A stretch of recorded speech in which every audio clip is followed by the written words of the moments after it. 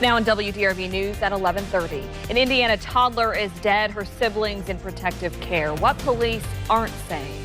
A deadly crash, now a murder investigation. The evidence changing the case.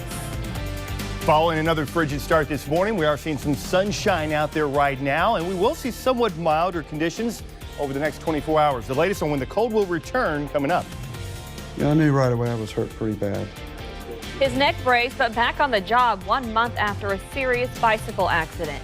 The heavy hitter is asked if he'll sue the driver who hit him.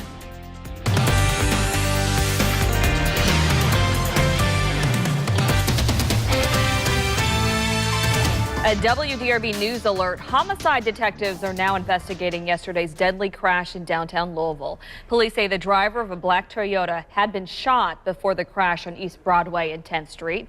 Officers believe the driver was shot at South 16th Street near West Chestnut Street, but they're still investigating. 2 others were hurt in yesterday's crash. Clarksville police are investigating the death of a 3-year-old girl. The girl died Sunday. Police say she lived at Silver Lakes Trailer Park. Her siblings are now with Child Protective Services. Clarksville police are not releasing many details about the case and are calling it a death investigation. Former U of L basketball player Chris Jones is accused of threatening to smack a female student. WDRB's Sarah Finney has a reaction from head coach Rick Pitino. Sarah. Well, Pitino says Jones has to speak for himself because he is no longer on the team. We've also learned the former player is involved in a second investigation that is still open. As for this case, University Police Run report says a woman who's been in a relationship with Jones went to his apartment Tuesday around midnight, but Jones left. She waited for him, but ended up leaving at around 3 in the morning after messing up his room. The report says that afternoon, Jones texted the woman saying he would smack her. The text also had an expletive. That same day, the university announced Jones was suspended. The woman told police she did not want to press charges, but preferred someone talk to Jones about his behavior. Jones was reinstated after the Syracuse game and played against Miami on Saturday. Sunday, he was dismissed from the team. Here's what Pitino had to say after last night's game. Well, I feel awful for the young man, but there are certain rules that you can run people, and there are other rules that you just can't. You got to move on. And, unfortunately, we just have to move on. And, you don't like to see, it's like your children, you don't like to see anybody be hurt. Again, through an open records request, we have learned there's a second investigation that is still open involving Jones by the school's Department of Public Safety. U of L has not disclosed the exact reasons for either the suspension or dismissal. Live on U of L's campus, Sarah Finney, WDRB News. Stuck in a deep freeze with a chance for more snow showers. Jeremy Capel lets us know when they'll arrive and how much we're talking about, Jeremy. I'll tell you what, this winter pattern just doesn't want to let go, does it, Valerie? You know what, though? Despite how cold it is outside, at least it looks nice out the window. Taking a look from the tower cam, you can see above the city skyline, looking over the Ohio River. Pretty good looking afternoon, but there's still going to be a chill in the air, no doubt about it. Most of the area well down into the single digits this morning. Some areas actually dipping below zero. 23 on the thermometer in Louisville right now. It feels like it's at about 12 degrees outside, but the winds are turning around to the west-southwest, and that should help us in the temperature category over the next 24 hours or so. You can see temperatures across the area right now ranging from 16 for Bedford and Carrollton to 23 degrees in Lanesville. It's 22 for both E-Town and also in Litchfield here at this hour. Picking up some cloud cover, high thin variety to our north and also to our south from a system passing to our south. We're in the middle. I think we will see a good deal of sunshine here as we go throughout the paces today. We are tracking a system approaching from the north. We'll spill some clouds into our area with a chance of a few flurries here later on tonight. For this afternoon, though, it looks nice out there, and it won't be as frigid as what we saw yesterday, for instance. We'll get that high, I think, close to freezing. We'll see some melting here this afternoon with all that sunshine across the area. Later on this evening, a chance of flurries. As Valerie mentioned, we do have a chance of snow showers back in the forecast. That comes on Thursday. We'll talk about that possibility of accumulations here in just a few minutes. All right. Thank you, Jeremy. A textbook rental company is closing its Shepherdsville warehouse. Chegg announced it will shut down the facility by the end of the year. In December, Chegg launched a push to hire hundreds of seasonal workers to process orders and returns. It has 35 year-round employees at the Shepherdsville warehouse. The warehouse closing is part of a plan plan to focus more on digital offerings like online tutoring. Tennessee-based Ingram will take over the textbook side of the business. Protecting children online, lawmakers in Frankfurt are introducing a bill aimed at battling the growing problem of online child pornography and sex trafficking. The bill provides funding to the Kentucky State Police Internet Crimes Against Children Task Force. It would add a new $10 court cost to criminal cases in circuit court. The money would then go to help protect children from online predators. Today at 4, we'll hear from a woman who was a victim of internet crime and now works to protect others. The Louisville attorney known as a Hammer is back at work after an accident that nearly killed him. WDRB's Stefan Johnson tells us what's next for Daryl Isaacs, who's made a name for himself by representing accident victims. Good afternoon. Thank you for calling 969. Today is my first day back at work. It has been a long journey for Louisville attorney Daryl Isaacs. I remember being hit. In January, Isaacs was hit from behind by a driver while riding his bicycle on River Road. I knew right away I was hurt pretty bad. The accident left Isaacs with a broken neck and some serious head injuries. The common theme is I'm lucky to be alive, and I'm lucky that I can use my extremities, and I'm walking, and that I did not have brain damage. I'm attorney Daryl Isaacs, the Hammer. Isaacs is known to television audiences as the Hammer or heavy hitter, representing thousands of people who have been injured in accidents. That's why people are asking what's in store for the driver who hit the Hammer. I know everybody wants to know, are you going to bring a lawsuit?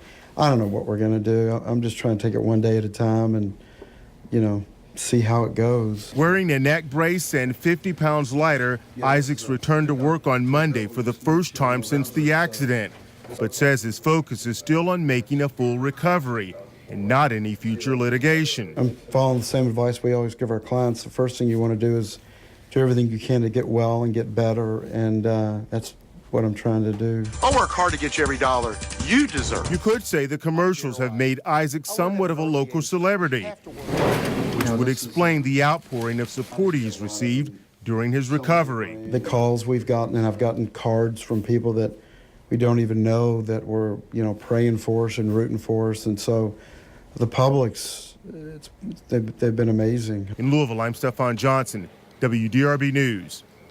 Donna Hargis will stay at JCPS for 4 more years. The school board voted last night 6-1 to approve the superintendent's contract. A motion to delay the vote saying the community needed to provide input failed. Jefferson County Teachers Association President Brent McKim wanted stakeholders to have their say as well, but says he's now ready to move forward.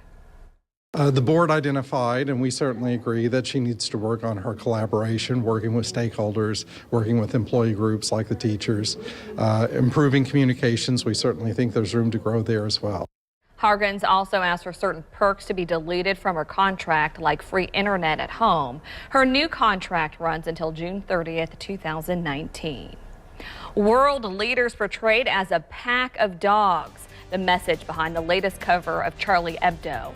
Plus, risking another government agency shutdown, the sticking point keeping Congress from reaching a deal to fund the Department of Homeland Security. Want more news? Anytime, anywhere, any device. WDRB News. A shutdown of Homeland Security would have serious consequences and amount to a serious disruption in our ability to protect the homeland. Shutting down Homeland Security, it's a very real possibility unless Congress can reach a funding deal before midnight Friday. The sticking point, President Obama's execution actions on immigration, which are tied to the funding bill. Senate Democrats have stopped a House-approved measure 4 times. Senate Majority Leader Mitch McConnell says he'll split the immigration language from the funding part of the bill.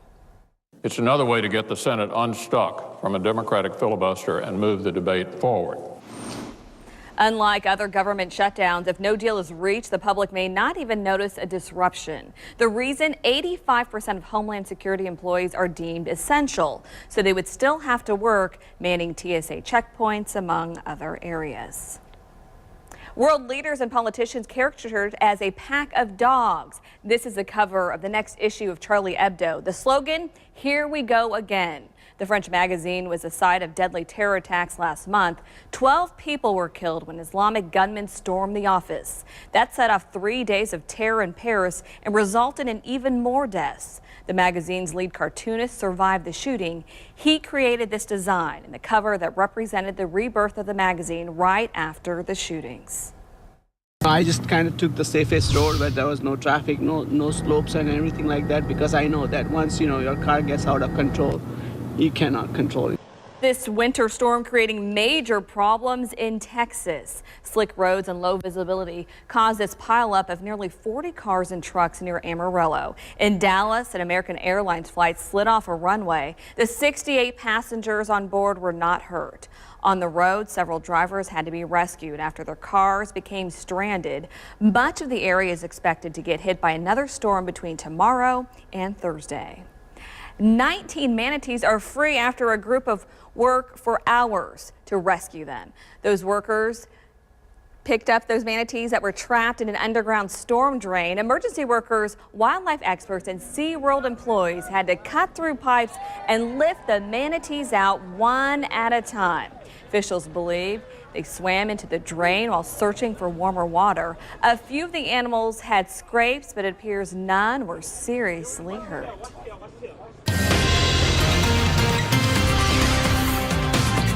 Hey, we've got some sunshine across the area right now. We're in between two systems, one to our south, another one approaching from the north. We will see clouds build back, a chance of snow flurries tonight, perhaps some light accumulations of snow later in the week. I'll have your full report for you coming up. Jeremy Capple's WDRB weather forecast has the seal of approval from the American Meteorological Society. The Ohio River filled with ice, especially once you get north of Louisville into the Madison area. This was what it looked like out on somebody's dock. You can see all the ice covered, and it looked like kind of a frosty and a very foggy morning. This was submitted to the WDRB weather app. This viewer said it was 3 degrees below zero this morning in Madison, and they were one of several areas that dropped well below zero to start off the day. This photo coming in from Jackson County, Indiana, and right at sunrise, good looking sunrise. You can see that snowpack out there. They were reporting a temperature of 11 degrees below zero this morning. Lots of cold out there, especially where you've got the deeper snowpack. Here's a look at the temperatures that have come through the Mesonet data. You can see 8 below zero for E-Town this morning. 5 Lanesville, 2 below for Austin, 1 below in Paoli. The warm spots there, Louisville, Shelbyville, and also Campbellsville, only dropping into the low teens outside last night. It looks like tonight temperatures won't be as brutal. This afternoon, I think we'll get those temperatures up close to freezing. You can see forecasted temperatures by 3 or 4 o'clock, getting close to that freezing mark with the addition of some sunshine. I would expect some melting out there later on today. And those temperatures tonight, not as brutal. Most of the area, I think, only gets down into the low 20s, perhaps upper teens here by morning tomorrow. Right now, pretty good looking day out there. Lots of sunshine, a few high clouds from time to time. Temperatures up to 23 degrees, so we're improving in that department. Winds are southwest at about 10 miles per hour. That southwesterly wind will help us to improve those temperatures here as we go throughout the next 24 hours or so. That really core of the cold air mass that has paid us a visit over the last 24 to 36 hours, beginning to bypass us to the north. It is 13 in Indianapolis, but warmer in St. Louis, 27 degrees. That's the air mass that's going to begin to move in our direction here as we work our way into the afternoon hours here today. Currently, satellite radar combination showing fair skies right through our area. We've got high clouds to our south. We've got high clouds approaching from the north. Little system going to squeak into our backyards tonight. Not carrying a lot of cold air with it, but could be enough to produce a flurry. Finally, we're watching 2 more systems, one coming down the spine of the Rockies across the central Canada, another one here across the southwest. These 2 could have an impact on our weather here on Thursday with a little better chance of some snow showers. This afternoon, low 30s, sunshine, clouds return tonight, maybe a flurry, not a big deal. We'll wake up with a few lingering clouds in the morning tomorrow, then sunshine returns during the afternoon. This is the system we're watching. Advanced track showing some rain with it. I'm really thinking it's going to be mainly just snow, light snow at that, but it could possibly accumulate a little bit. We're not talking about a ton here. Advanced track showing locally perhaps a ½ inch of snow with the system on Thursday. For today, sunshine but cold, 32 degrees your high temperature, and then we'll improve the temperatures further tomorrow, I think, into the mid-30s here. We'll see that chance of snow showers on Thursday. Not a big deal, but another round of brutal cold, unfortunately, as we head towards the weekend, lows in the single digits. If you're looking for a more significant warm-up, Valerie, late over the weekend, early next week. We're talking mid to upper 40s, but it's going to come with rain. Well, you have the temperatures 45. That'll feel like a heat wave, though, even with the rain. It's really sad. We should be near 50 for this time of the year. All right, thank you, Jeremy. Yeah. A slight warm up later this week and Pegasus pins. This has to mean spring is right around the corner, right? Well, this morning, the Hard Rock Cafe received the first batch of 2015 Pegasus pins. This year's pin comes in one design, teal plastic in the shape of Kentucky, and a magenta Pegasus wing. Just like last year, any pin is a winner. You don't have to have a gold pin to win a grand prize. Once you get your pin, you can register for one of 8 weekly grand prize drawings. The prizes include shopping sprees, gas cards, and much more. Pins are $5 until March 2nd. You can only get them at the Hard Rock Cafe. After that, they'll be available at more than 1,000 retail outlets and some banks. It's reading week at some JCPS schools, and this morning I had a great time in Ms. Thompson's kindergarten class at Hartstern Elementary School in Okolona. Education reporter Tony Kahns read to 3rd grade students in Ms. Boyer's class. The students had lots of questions about TV news. This week, several people will be visiting the school as celebrity readers, including Superintendent Donna Hargens.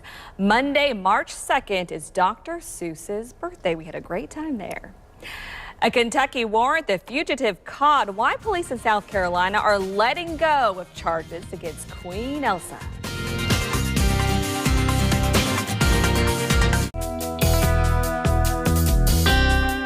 A fatal crash on Broadway becomes a homicide investigation. Today at 4, piecing together what happened before the victim's car slammed into 2 others.